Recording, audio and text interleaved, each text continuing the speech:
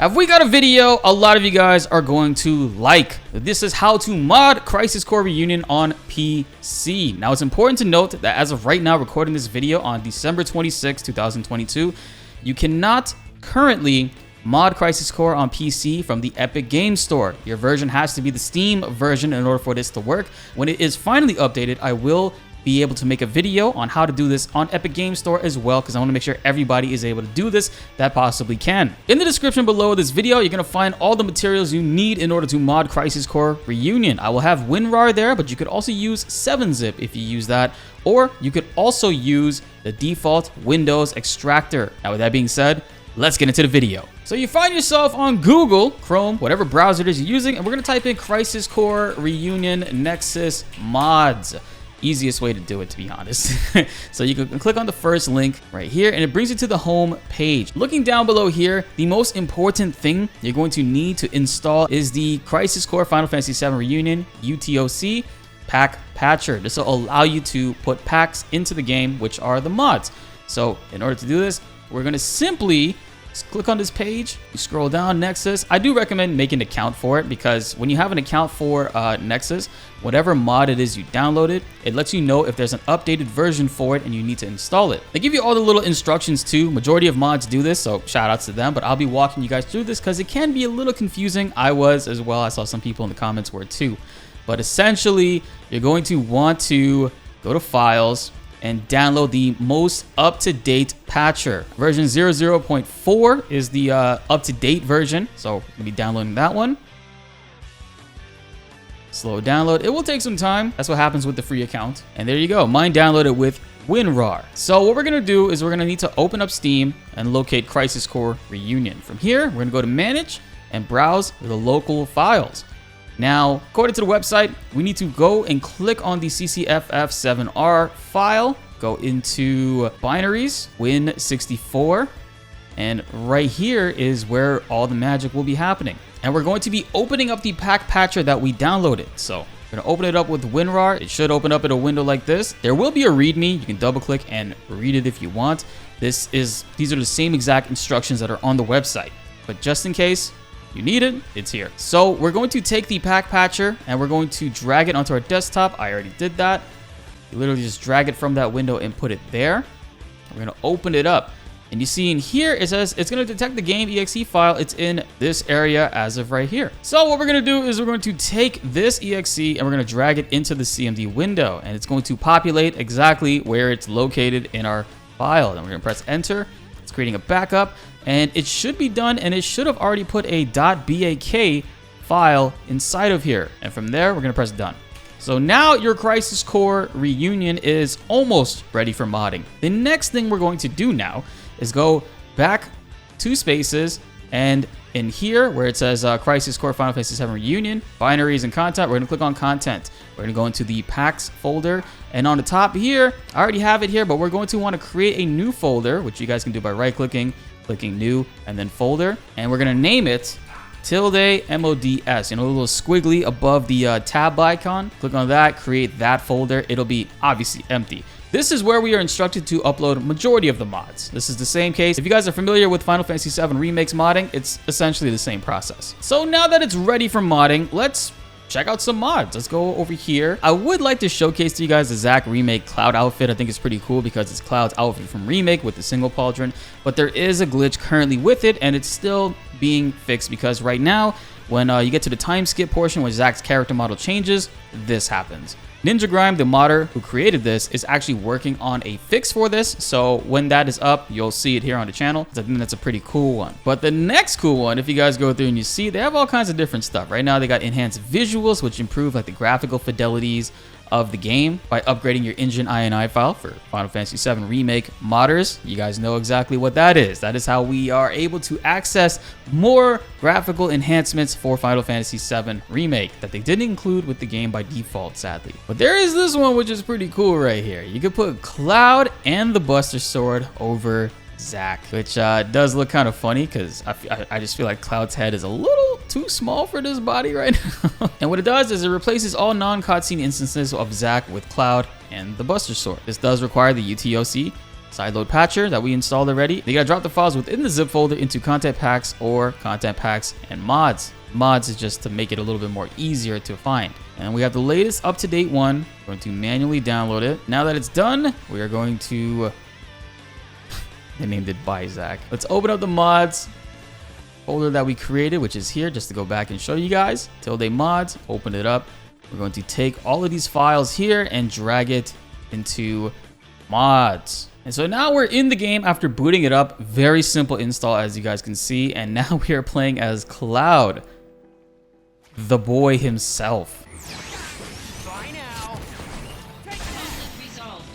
Obviously the voice hasn't been changed. As soon as the modding community gets more time with this, expect to see more detailed mods and just crazy customization options that we'll be able to implement into Crisis Core Reunion. But yeah, looking at this right now, this is Cloud. Cloud is playable in Crisis Core Reunion on PC with mods. And this is just to get an idea of what it looks like in the cutscenes. It's fucking terrifying. Zach speaking. Making progress, Zach? Angeal, what's going on? Why are we fighting Shinra troops? Why does the voice work so well with it? Oh god, those eyes. These Shinra troops are like, please kill it with fire. But if you see in combat, it looks pretty good. It looks pretty good. I'll make first in no time. And now the mod, I'm pretty sure majority of the people will be flocking towards the Restore Crisis Core's PSP Original Voices mod. This actually just came out yesterday, and as of right now, it replaces every single voice with the PSP Original voice.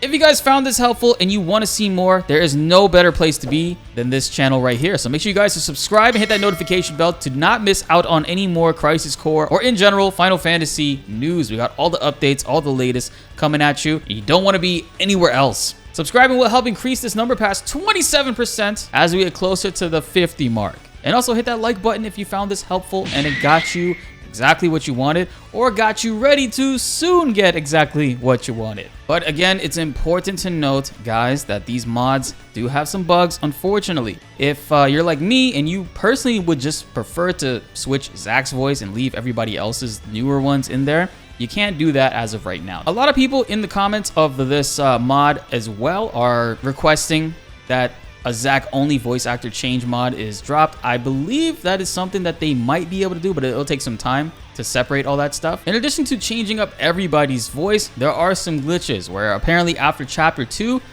there will be no more voices in the game. It says right here, while the voices have been replaced inside the mod due to a bug, all game after Benor chapter 2 will have no voices. Now it doesn't say if chapter 3, if you have a save file from chapter 3 and just go forward beyond that, will it fix the voices? I don't know, we'll have to see. Don't get me wrong, I don't mind the new voice. I love the new voices. Zach's, however, is lacking a little bit of the good delivery and oomph that the other voice actors in this game do very well. And they're all new too. It is pretty glitchy and buggy and doesn't work properly for everyone. I will show you how to install it and also how to uninstall all these mods just so your game can run back properly. So same thing, manual download. Jesus Christ, this thing is over 600 megabytes. So the voice mod has finished, and now what we're going to do is we're going to put this in the mods folder. Very simple stuff to install once you get going, but there is a second step that we do have to follow for this one specifically, which is why I say read the entire thing. It says, after you install the pack file there, go to Steam, right click the game, properties. Now in general and additional parameters, write -file open log. We're just gonna copy that right there, including the hyphen. From the properties, and now from the general settings over here, we're gonna copy and paste launch options into file open log right there. So now let's hear how Crisis Core Final Fantasy VII Reunion sounds with the older voices. Actually, before we boot it up, let's delete the cursed Cloud from here real quick. Zach speaking. Making progress, Zach? What's going on, Angeal? Why are we fighting Shinra troops? They're Wutai troops in disguise. Now, head to the open area above. Towards Sector 8. Yes, but first you have to clear a path. Clear a path? You'll see what I mean. Be careful. So I can cut loose, right? Use some discretion. Within reason. Some lines are obviously gonna be different from the subtitles. Let's hear how the combat sounds sound like. Okay, so that's what they were talking about. The combat voices are still the same. That is still currently in the works. Concentrate. I'm feeling it. Limit break voices are the same too. Showing your back to the enemy. Overconfidence will destroy you. Oh, it looks like it's not in FMVs. What is this? Dude, I personally still, I still like Tyler's Sephiroth's Damn voice. it. You're not the only hero. It's over. And there you go, guys. That's how you install the patcher to finally be able to install mods, and also how to install a select few of them. Curse Cloud is here. We got the Zack remake Cloud outfit that's still in, still requiring some works. The PSP voices is a work in progress. It seems like right now the FMVs and the cutscenes and stuff don't essentially have the older voices on it, but that's something that they're actively working on. So look forward to that on the Nexus Mods website. You got other things too, like the Aerith hair color swaps. You can change the sword for Zack, and of course enhancing the color inputs and stuff, as well as button inputs. For some people, Xbox icons aren't showing up, and for some people with PlayStation controllers, only Xbox icons are showing up. So you can install this in order to fix those issues. And remember, guys, always read the instructions to the full details on how exactly you go about doing this. And now for perhaps the most important mod when it comes to Crisis Core Reunion. Final Fantasy VII Remake, players on PC that have modded theirs will know exactly what this is. But we're going to be checking out the Enhanced Visuals mod. This will improve the graphics and various other areas for Crisis Core Reunion. Just to give you an example, this is by default, and this is what it looked like after. Very good improvement in my opinion. But it's pretty simple, and I'm also going to link a website where you can get other source codes in order to enhance various other aspects of the game. But basically, you're going to want to download this and install this in a different area than what we were talking about previously. We're talking about the Engine INI file. And the creator gave us some options here. If you guys don't like motion blur, you can download it without motion blur. Me personally, I don't like motion blur.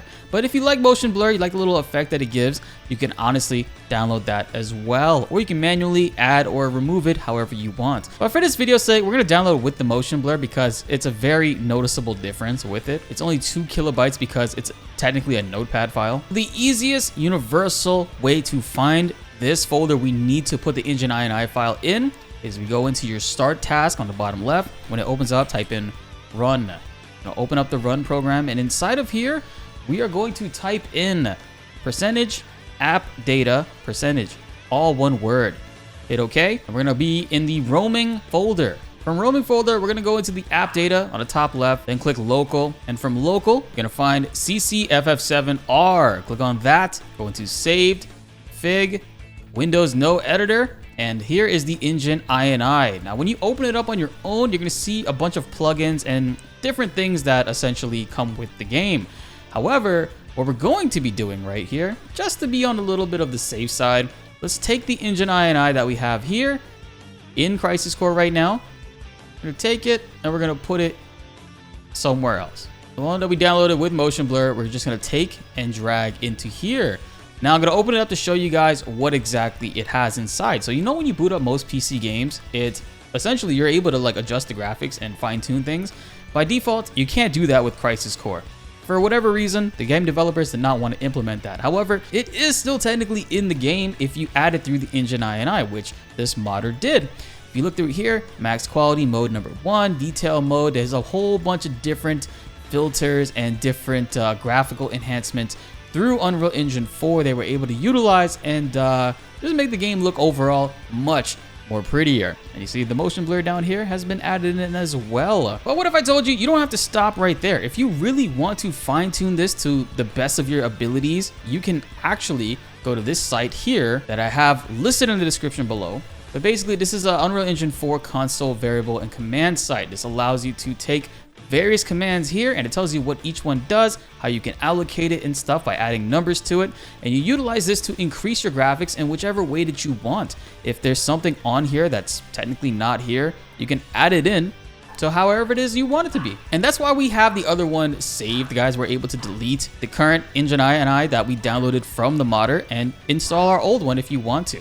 Or the other easy thing to do is to literally just delete all of this shit. You don't really need to, mess with all that stuff. But this makes the game look a lot better. One thing to note, this will make your graphics card work maybe twice as hard. You'll see the utilization go up on it for sure. But again, play with these options. I can't give you a personally like best one that everybody can use because not everybody's rig is going to run it the same. I have a RTX 3090 FTW3. You guys might not have that. And I'm also playing it in 4K as well. So if you really want to take the time to go through the graphical option changes, go through each one of these and add and change and adjust the numbers however you want. You can even read the different variables to see what exactly the different numbers will do. For this one, limit query size, 0 is off, 1 is on by default. But there's all sorts of stuff that you can utilize and find from this website. And if you don't like any of them, you just want the game to run however it runs, don't pay any mind to this and just feel free to delete it. Simple. The graphical changes will be kind of subtle for most people to notice, but it all depends on the numbers and how you increase them. I see the motion blur already. You see how the motion blur is whenever Zach moves around? Yeah, and it's there. Like, oh my god, okay. That was intense.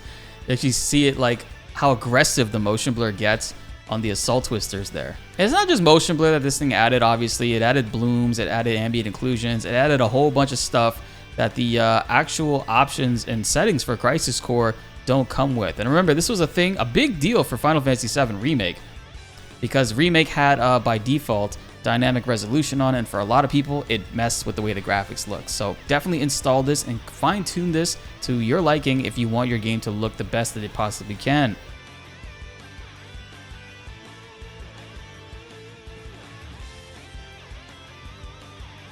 Okay, I'm not gonna lie, the motion blur does add some nice flair to it.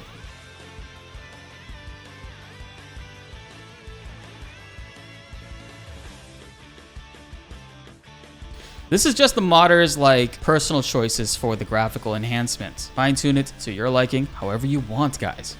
And if you want to remove the mods that you just installed on the game for whatever reason, all you have to do is go into Crisis Core Final Fantasy VII Reunion on Steam, right click on it, go to Properties, and while you're in Properties, go over to Local Files. While inside Local Files, you click Verify Integrity of Game Files. It will remove all the mods. That can take some time, and if you just want to remove things quickly, you can do a very easier method. So what I like to do, because I want to keep track of all the mods I have, I will make a separate folder called Removed Mods on my desktop right there. And what you can do is you can literally just cut, drag, remove all of these mods in here and put them in there. Like so, for example, just take that and put it in there. And yeah, it's already in that folder. I just realized I just copied it, so I mean you can just delete it now. Delete it, refresh, or you can do the whole entire folder if you want, and there you go. Now you have access to it if for whatever reason you want to re-add it back in or try out different things. As of right now recording this, there's only 13 current mods. There will be plenty more. I think right now for Final Fantasy VII Remake there's over 1,000. So your mind's gonna be running wild eventually, and you'll be swapping back and forth between mods and doing all kinds of dope shit with that. Be sure to like the video if you enjoyed and subscribe if you are new. More Final Fantasy news, guides, and updates are on the way, and you won't want to miss them. My name is BltzZ, and thanks for watching.